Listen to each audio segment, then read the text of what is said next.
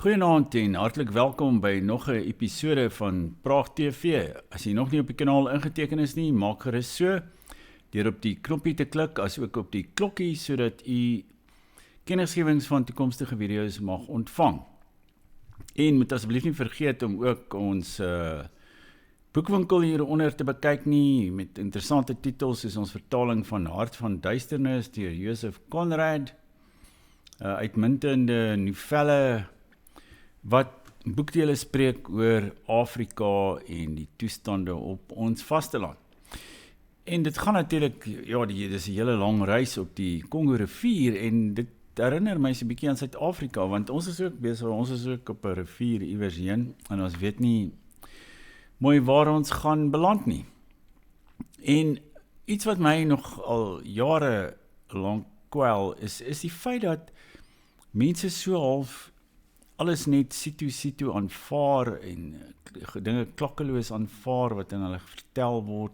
Daar's wel 'n soort amper ondergrondse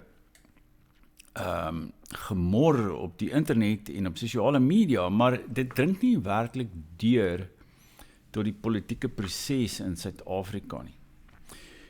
En natuurlik daar is van die sogenaamde hoofstroom joernaliste wat geweldig kla oor sosiale media en al die regses wat aktief is op sodanige media.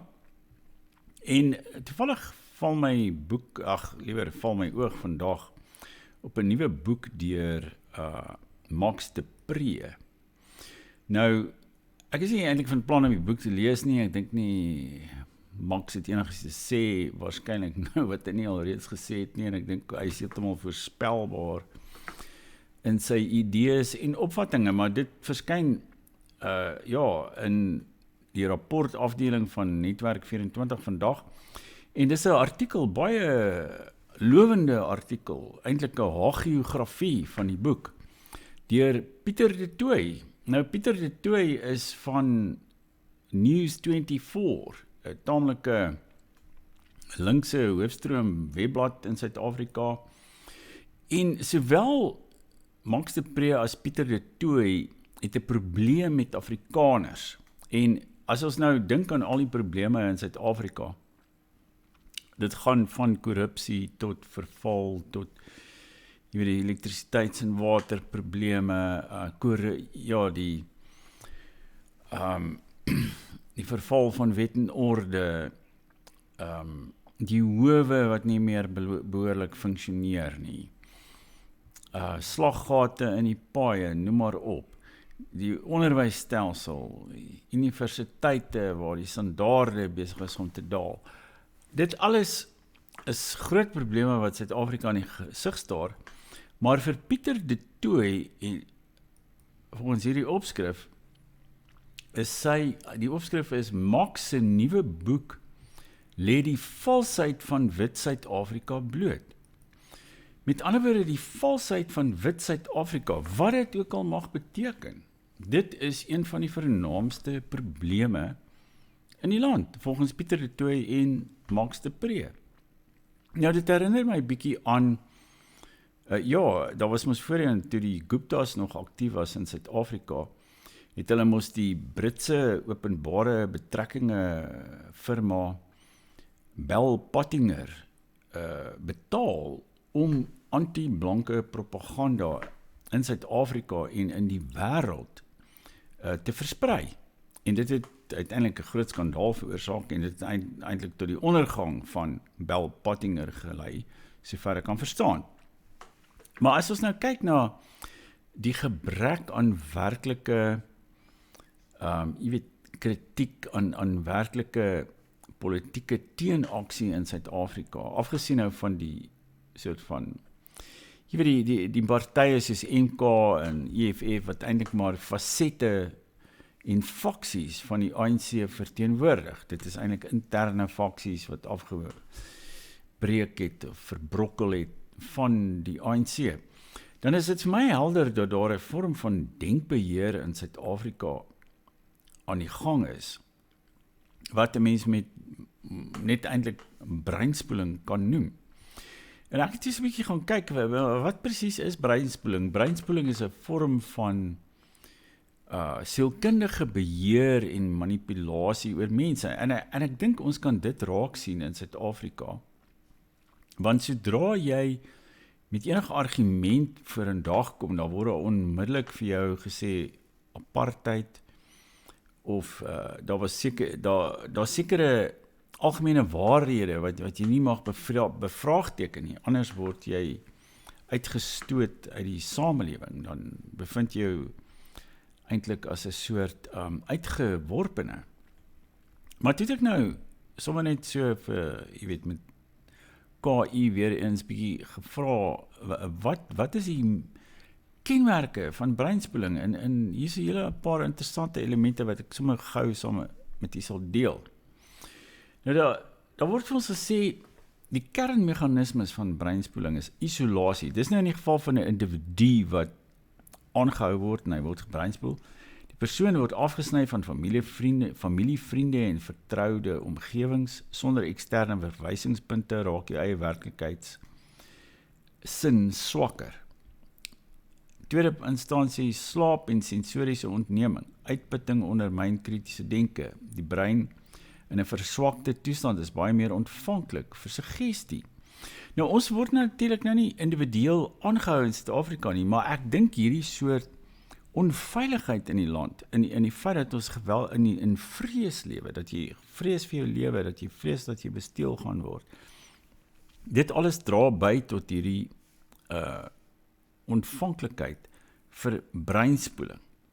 En dan derde plek, identiteitsafbreking. Die ou self word aangeval deur vernedering, belydenis sessies of konstante kritiek, sodat die persoon sy vorige identiteit laat vaar.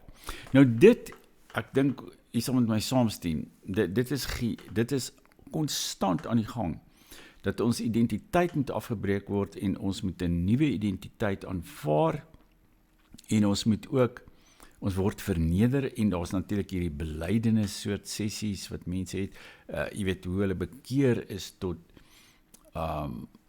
die linkse diskurs, tot marxisme, tot bewondering vir Winnie Mandela, Nelson Mandela, jy weet al die sogenaamde helde van die ANC, dit vind gedurig plaas. Ook predikante wat ook veral in die hoofstroom media skryf, baie van hulle doen ook sulke belydenisse van, dat jy eintlik sondig as jy genaamd, jy weet, jou ou identiteit steeds wil handhaaf. Dan, die vierde punt is beheer oor inligting. Slegs goedgekeurde inligting word toegelaat. Alternatiewe perspektiewe word as gevaarlik of vals uitgebeeld. Nou dit is ook 'n verbuisterende punt, daardie beheer oor inligting. En dis vir my waar mense soos Max de Pre en Piet Kroukamp en hulle ewe knieë, hulle is gedurig besig om enige alternatiewe perspektief in Suid-Afrika en veral onder Afrikaners verdag te maak of as gevaarlik of vals uit te beeld. En hulle is gedurig daar in die media, op RSG, oral. So gepraat van RSG, daar was, ons weet natuurlik, ek het vir Chris Lou geken, ons het ook sy Boetman boekie uitgegee, open brief van Willem de Klerk, met die subtitel Boetman is die bliksem in, en hy was nie 'n persoon met sielkundige probleme hoegenaamd nie, en toe op 'n dag het hy mos sommer net selfmoord gepleeg, met 'n AK-47, en hy stuur 'n SMS vir Tim Du Plessis, ek gaan myself nou skiet, daar skiet hy homself.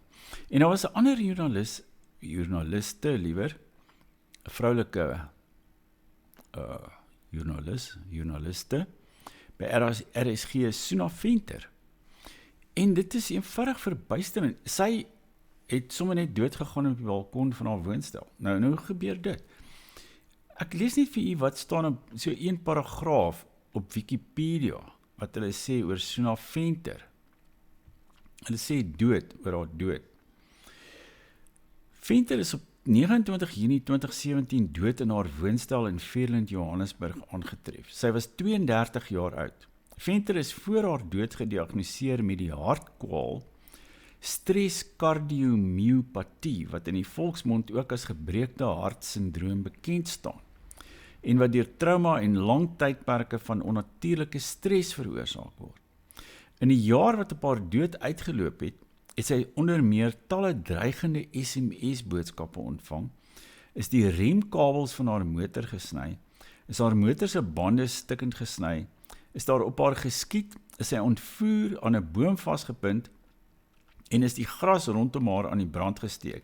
Is sy in 'n aparte skietvoorval 2 keer in die gesig geskiet, 3 keer aangeraand en het sy onder 'n aantal huisinbrake deurgeloop. Haar naasbestaanes en familie is van mening dat hierdie voorvalle tot haar dood gelei het.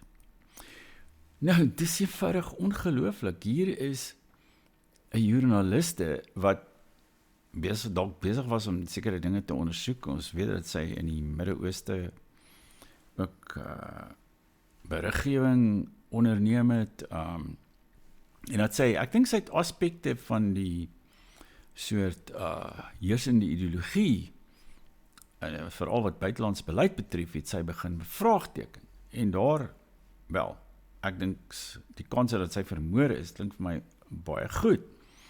Met ander woorde, en dis uit RSG, daar was sê maar 5 of 6 mense by RSG wat die nuus aangebied het, wat kommentaar gelewer het en onderhoude gevoer het. 2 uit die 5 is dood. Een het selfmoord gepleeg, een is sommer net aan 'n hart, op 32, aan 'n hartkwaal sogenaamd, of 'n gebroke hartsindroom is hy dood. Met ander woorde, 40% van die personeel by RSG op 'n stadium het eenvoudig net gesterf. Nou dit sê vir ons, dat daar's een of ander vorm van beheer wat oor die Afrikaanse media en veral oor RSG toegepas word.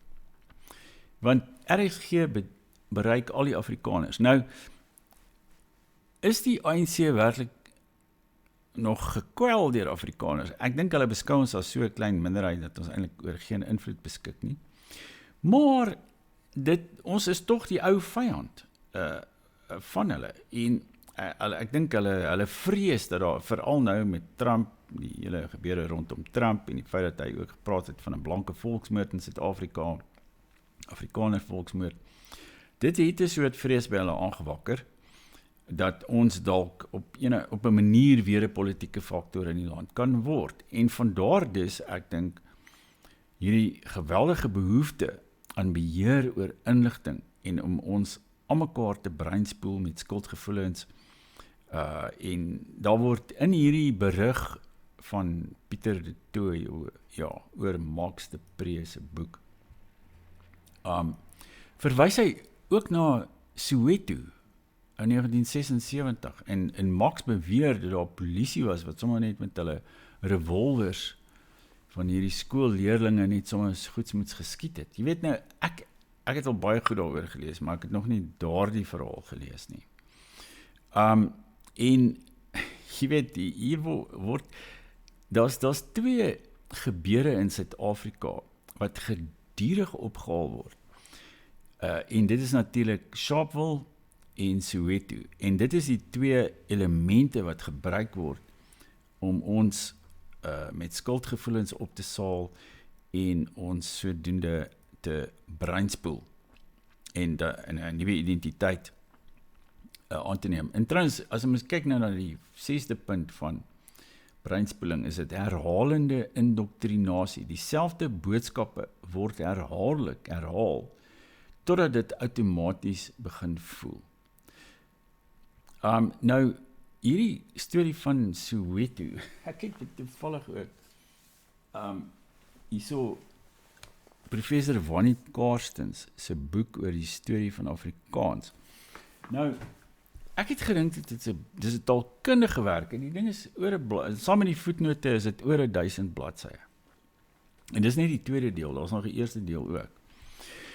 Maar daar's 'n hele hoofstuk oor Soweto en 'n treurmare oor Soweto en Afrikaans en Soweto en wat ook al. Met ander woorde, hierdie herhaling vind gedurig op alle gebiede plaas, of jy nou oor politiek praat, oor taalkunde of wat ook al, daar is altyd dieselfde elemente wat oor en oor herhaal word. Nou, as ons dink, ek het nou gedink, ek sou 'n boek kon skryf oor al die gruweldade wat die ANC gepleeg het. Eers het hulle terreur gepleeg. Hulle het ook in die Quatro kamp mekaar gemartel en jy weet, mekaar vermoor en sedert 1994 of sedert die vrylating van Nelson Mandela, jy weet, al die halsnoermoorde wat gepleeg is, en ook nou meer onlangs, jy weet, Marikana, Life Esidimeni, waar 140 geestesieke pasiënte van hongerdood gegaan het, en van verwaarlosing. Nou, jy weet, daar het soveel gruwel, die ANC het soveel gruwel daar gepleeg, jy weet, die lys strek van, jy weet, die Transvaal tot in Kaapstad, maar niemand sê iets daaroor nie, jy weet, so hier en daar, waar daar soms daarna verwys, maar daar's nie hierdie herhaling betrokke, soos wat daar is, wanneer dit kom by die aanklag van die Afrikaner nie. En dan is daar natuurlik in die 7de plek, vrees en beloning, 'n siklus van straf vir afwyking en beloning vir konformiteit, kondisioneer gedrag soos Pavlov se honde. Nou, jy ken die verhaal van Pavlov se honde waar hulle geskok is met elektriese skokke om hulle te kondisioneer. En dis verseker so dat diegene wat tans die heersende ideologie aanvaar, en jy weet, as dit ware 'n lakai word van die regerende party, hulle word beloon, hulle kry poste, hulle kry, jy weet, hulle verdien salarisse of hulle doen sake met die ANC bewind en verryk hulle self daardeur. Maar as jy dit bevraagteken, dan word jy gestraf en dan word jy gekanselleer en daar's 'n klomp voorbeelde daarvan in die onlangse verlede. Dan word jy regtig, jy weet, daar word gepoog om jou lewe werklik te versier, soos hierdie, ek dink dis 'n baie ekstreme geval, soos aan Zuna Venter, waar hulle sê, jy weet, hulle het daar ontvoer, wat ook al, alles wat ons nou gelees het. Dis 'n ekstreme vorm daarvan, maar ook kansellering as sodanig is ook 'n manier waarop ons beheer word en gebreinspoel word konstant om hierdie huidige onverkwikkelike toestande in Suid-Afrika te aanvaar en ook om ons ondergeskiktheid en ons onderworpenheid aan hierdie bewind te aanvaar. Ek dink in enige ander land, dit maak nie saak of dit 500, jy weet, 'n etniese groep van 500,000 teen 100 miljoen of wat ook al. Jy weet, hulle sou lankal baie harder gepoog het om aan hierdie soort juk te ontkom as wat ons tans doen.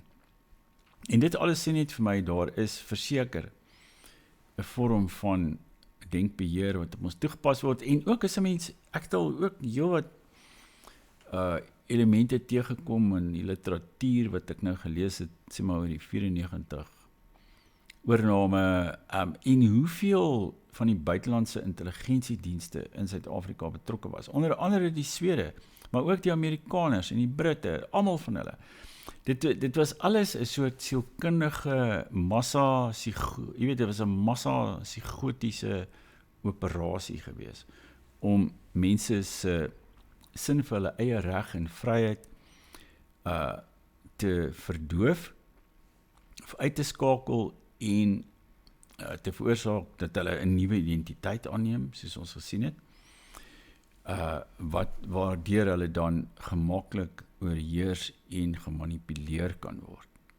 En dis waarom dit so belangrik is dat ons steeds ons eie, dat ons nomme in die eerste instansie natuurlik ons identiteit moet behou, maar ook dat ons 'n alternatiewe perspektief, ook 'n historiese perspektief, 'n geskiedkundige perspektief op ons situasie behou en verder ontwikkel, en dat ons ook ontleed wat aan die gang is, en dat ons glad nie hierdie soort wat sal mense noem, hierdie klisjées en gemeenplase en leuns van die huidige bewind oor die verlede en die Here moet aanvaar nie.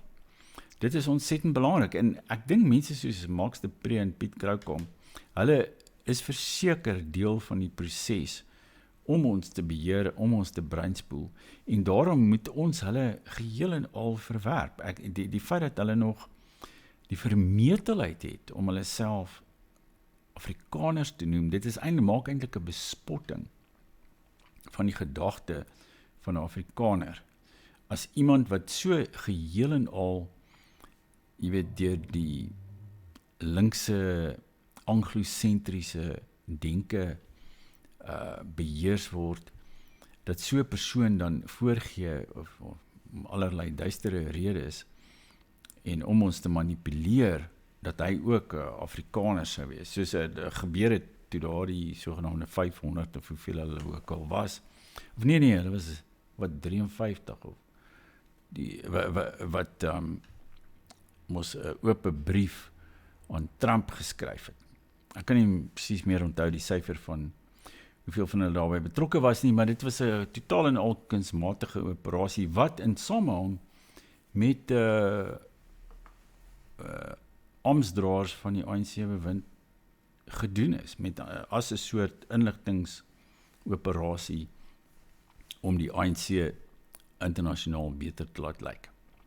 Nou ja, daar het jy dit, ek dink ons moet bewus daarvan wees, dat ons konstant gebreinspoel word, en dat ons kritiese denke moet ontwikkel, en baie meer, baie skerper kyk na hierdie hele dieet van leuns en propaganda, wat ons die hele tyd gevoer word.